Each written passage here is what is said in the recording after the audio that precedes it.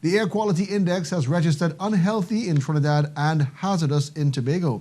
Meteorologists say thick dust from Africa arriving across the eastern Caribbean will be with us for several days.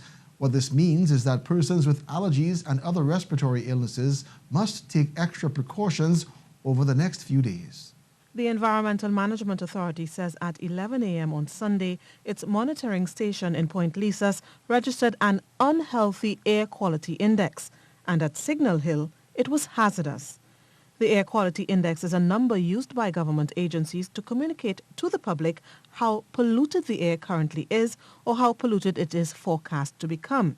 As the index increases, an increasingly large percentage of the population is likely to experience severe adverse health effects. Now, in terms of the unhealthy status at Point Lisas, the authority says expect increased aggravation of respiratory symptoms in sensitive groups, including older adults, children, and people with respiratory ailments and allergies. Increased aggravation of heart or lung disease and premature mortality in people with heart or lung disease, increased respiratory effects in the general population. Now, people with heart or lung disease, older adults, children, and people with respiratory ailments and allergies should avoid prolonged or heavy exertion, and everyone else should reduce prolonged or heavy exertion. It is recommended that in Tobago, where the status is hazardous, everyone should avoid all physical activity outdoors.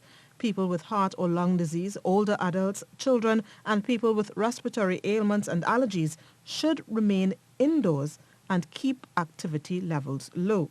Now, TDT's meteorologist Ian Wallace tells us we can expect the thick dust from Africa to stay with us for several days. Strong thunderstorms over Africa create these massive dust storms. These massive dust storms, with some events reaching very high volumes of dust, can reach the Atlantic Ocean if the pressure patterns and winds are favorable.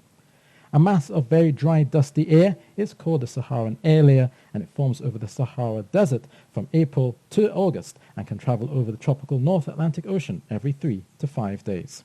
He says animals such as poultry and coral may also be affected by the high concentration of Saharan dust. Health professionals are advising affected persons to seek medical attention if they experience severe shortness of breath or difficulty breathing, persistent fever for more than 2 to 3 days, or a severe worsening of a pre-existing condition. Stacey Ann Providence, TDT News.